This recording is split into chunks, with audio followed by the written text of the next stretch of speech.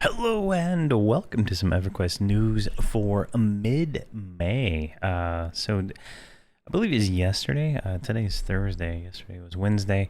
The new UI engine came out, so it was patch day. We got patch notes here and some other things to cover, but let's see here. The new UI is finally here.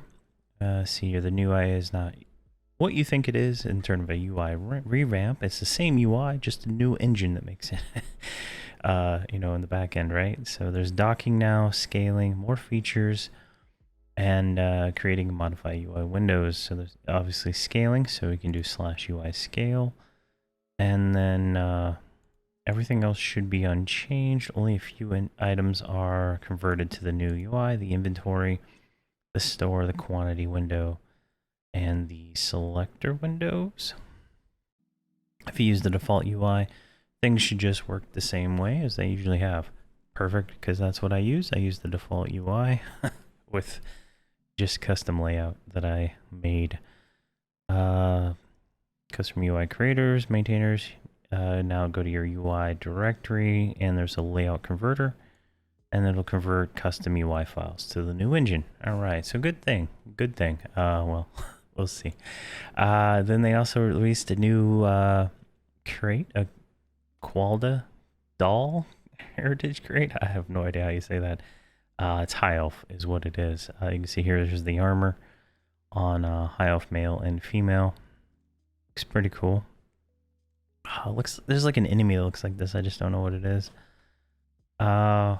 And then let's see, there's a regal tree squirrel saddle, which actually looks kind of cool. I'm not gonna lie, I like that. Like a saber-toothed squirrel, that's pretty sweet. A Gale Wolf familiar from like Plane of Growth. Rolling Plains steed familiar, that's the unicorn from Plane of Growth. Dejected Forest Spirit familiar, this is the tree model. You can find those in Blightfire Moors, I think. Let's see here, the candle from the High Elf City. See, Army of Light barricades. So that's the barricades from the Seeds of Destruction. And then two paintings. So one is Ruins of Takish His and Elder Forest. And then a library wall sconce. That looks kind of cool. And then a looks like a little butterfly Drixie familiar, and the ability to a visage, so you can turn into a enchanted armored guardian. That's pretty cool. All right, so yeah, that's the new crate that's out. So when you select your monthly reward, you can pick like a crate, an experience potion, or points. This would be what you get from that.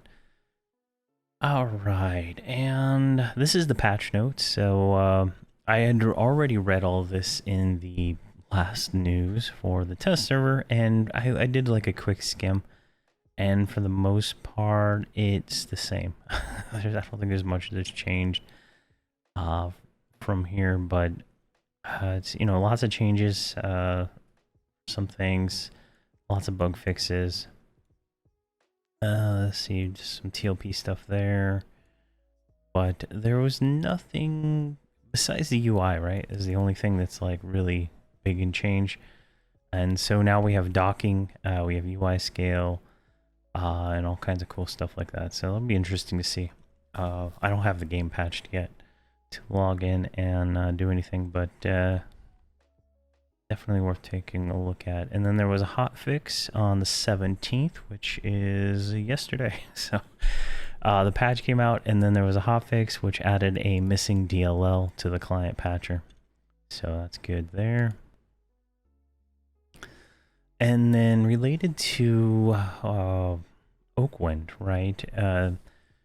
They posted this in the test update and notes bug roundup, right? So to help facilitate the testing of encounter lock system, information on the basics of the feature is below. If your experience doesn't match what is described, please let us know. So pretty much it goes through the basics of this. It's, you know, when an NPC spawns, it will be locked. So you can't just like instantly attack something when it spawns. I think someone ends these things, it's like 10 seconds for it to unlock. When NPCs enters combat, it should lock to the person that caused it to do so. So if you're standing on the spawn, the first one it aggro's on, the first person to aggro it gets the lock. It should unlock after combat, after it leaves combat. So if I attack a mob and I have aggro and then I zone, it should unlock after a certain amount of time after that. And as long as it doesn't re-enter combat. Alright, you should not be able to attack an encounter locked PC if it has a gray name indicating it is encounter locked to someone else. This should apply to all spells, melee abilities, and melee and abilities such as taunt. Using yell while targeting a locked NPC will semi-unlock it, allowing anyone to attack it. So I pull a mob, I'm getting owned, I can do a /yell, and someone could theoretically help me with that.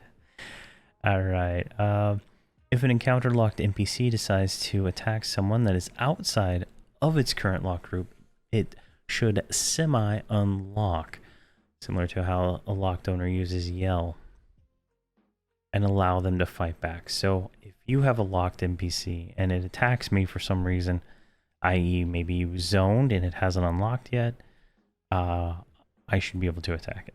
Give or take. I don't know exactly the specifics on this, but I haven't. I'm not going to install a test server and go try. I trust the devs to fix it and make it good. When the encounter locked NPC leaves combat, it should not attempt to attack people outside of its lock group unless it is attacked first. This should be the case until the NPC returns home. This should occur even after the internal lock itself is removed from the NPC if it hasn't reached home yet. Alright, so interesting things there. And then this is like obviously, you know, tons of comments, people posting videos of their experiences with it. You know, it's like 3 pages right now.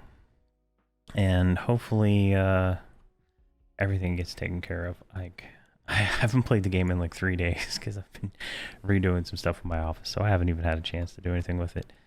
Let's see, but and then you know, there's just people giving hard times to the developers, and then right here, you know, one of the developers is you know, working the best we can to fix it as soon as possible. Lots of feedback and stuff like that, you know, and I like to look only pretty much at the dev posts. That's kind of like the best way to read the forums. There's a lot of interesting takes, if you will, on certain things that are just a little bit childish at times, that get a little annoying, but for the most part, that's a good place. And then inside of this one, actually,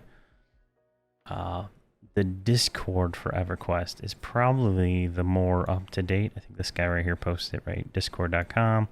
Go there, go to Daybreak, and go to their Discord. Trying to remember. I think on the main page here, they have Facebook, Twitter, YouTube, and email. They had Discord somewhere around here because I joined it. I don't remember how, but somewhere around here there's a Discord link for maybe they need to add it here. But there's a Discord link somewhere to the official Discord for Everquest, and there's lots of it. You know, there's more real-time communication there where you can you know, see what you know, posts from devs and stuff like that. It's really useful. But yeah, that's the mid-May news. Obviously, there's going to be some more news next week when Oakland launches, and I'm going to do another video talking about Oakland here. And as soon as I verify that this video recorded correctly, I changed a lot of stuff on my system, and I want to make sure everything works. And I'm just testing it out on this this video. So thank you guys very much for watching, and please have a fantastic day.